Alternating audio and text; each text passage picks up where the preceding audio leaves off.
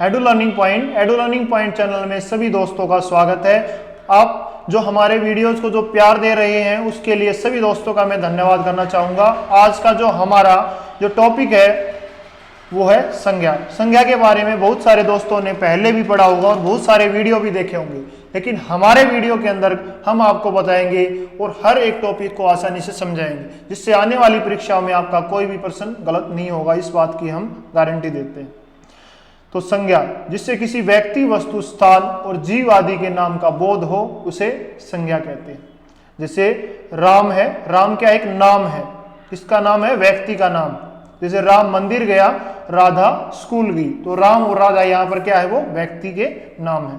दिल्ली, मैं दिल्ली गया था, तो दिल्ली क्या है? ये स्थान का नाम है। हाथी जंगल में घूमता है, तो हाथी क्या है? यहाँ पर वो जीव का नाम है। कमरे में मेज रखी हुई, तो मेज यहाँ पर क्या है? वो वस्तु का नाम है।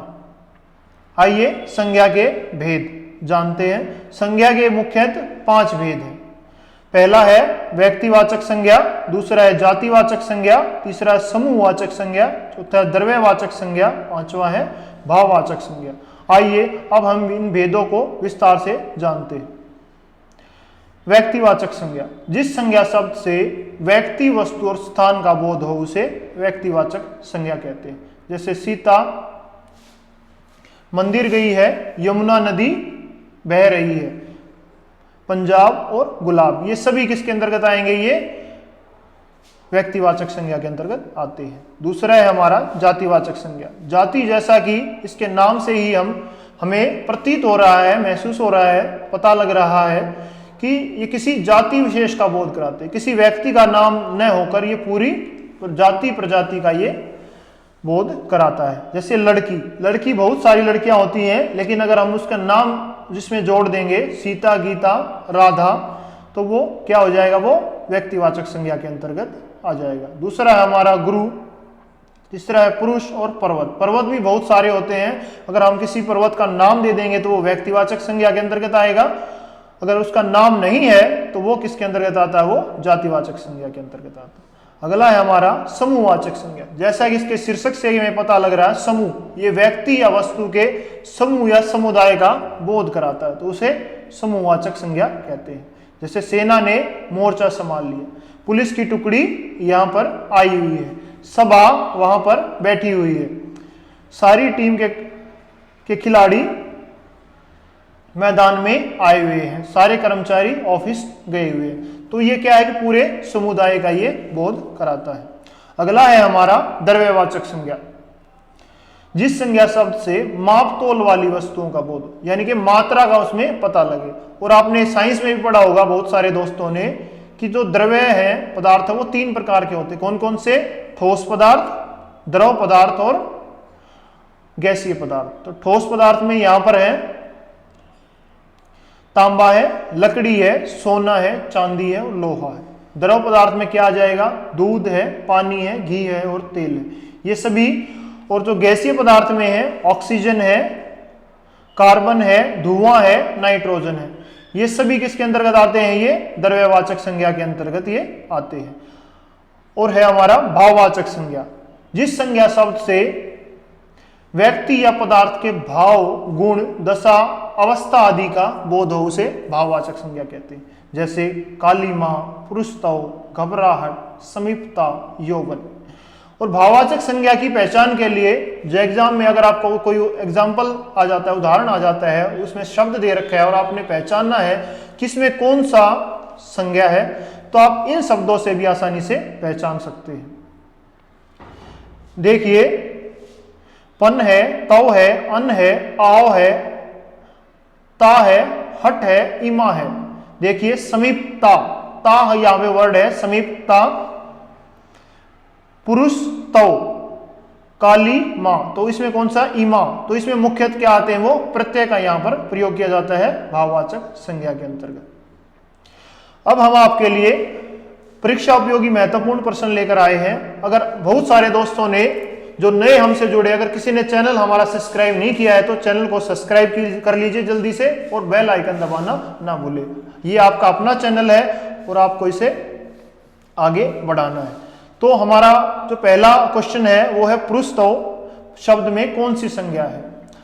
अभी आपने पढ़ा था भाववाचक संज्ञा के अंतर्गत, तो जो तव है, जो वर्ड है, जो शब्द है, वो किसके अंतर्गत आता है। तो आप अगर आपने ध्यान से पढ़ा है तो आप सीधा दूसरे नंबर ऑप्शन पर जाएंगे और भाववाचक संज्ञा को टिक कर देंगे। तो इसका जो सही आंसर है वो है भाववाचक संज्ञा। अगला हमारा प्रश्न है व्यक्ति या पदार्थ के भाव गुण दशा का बोध कराने वाले शब्द को क्या कहते हैं। ठीक है, तो हमारे 4 ऑप्शन दिए गए हैं, व्यक्तिवाचक संज्ञा, भाववाचक संज्ञा, जातिवाचक संज्ञा और द्रव्यवाचक संज्ञा।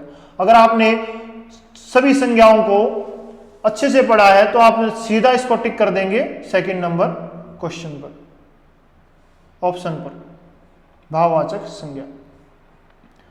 अगला है हमारा निम्नलिखित शब्दों में कौन सा शब्द संज्ञा है। तो बताइए, हमारे 4 ऑप्शन यहां पर दिए गए हैं, क्रोध, क्रोध, क्रोधी और क्रोधित। बताइए। तो दोस्तों इसमें हमारा जो सही ऑप्शन होगा वो क्या होगा, वो क्रोधी है। ये क्या बताता है, ये स्वभाव को बताता है। क्रोधी शब्द क्या है, वो संज्ञा है। अगला हमारा क्वेश्चन है निम्नलिखित में से भाववाचक संज्ञा कौन सी है। तो हमें 4 ऑप्शन दिए गए हैं, स्त्री, स्त्रीपन, स्त्री सौ और स्त्री तव।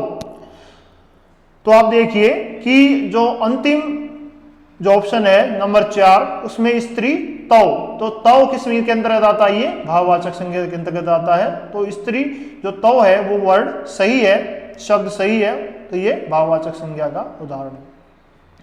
अगला हमारा प्रश्न है निम्न में से समूहवाचक संज्ञा कौन सी है। तो हमें 4 ऑप्शन दिए गए हैं, पहाड़ है, सभा है, लड़का है और औरत है।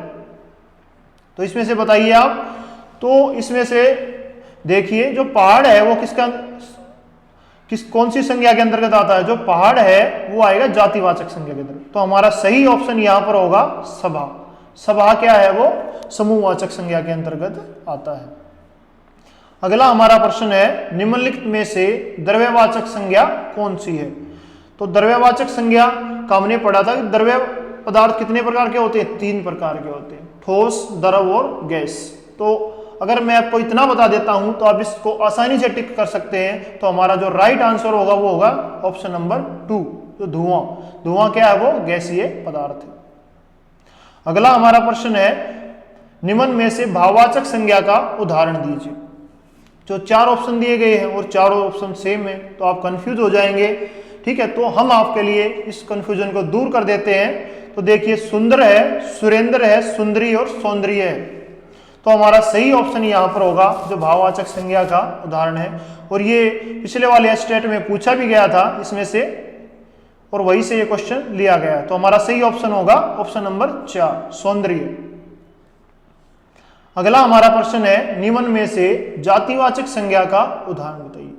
तो जो जाति का बोध कराता है, तो हमारे 4 ऑप्शन दिए गए हैं, गोस्वामी तुलसीदास, स्वामी हरिदास, पंडित और नरोत्तम दास। तो हमारा यहाँ पर सही आंसर होगा पंडित। पंडित क्या है, वो पूरी जाति का बोध कराता है। अगर हम गोस्वामी ऑप्शन नंबर 1 को लें, गोस्वामी तुलसीदास, तो पीछे क्या है, तुलसीदास का यहाँ पर नाम दिया गया है। तो हमारा सही ऑप्शन होगा नंबर 3, पंडित। ये जातिवाचक संज्ञा का उदाहरण है। अगला हमारा प्रश्न है रोम। रोम शब्द कौन सी संज्ञा है।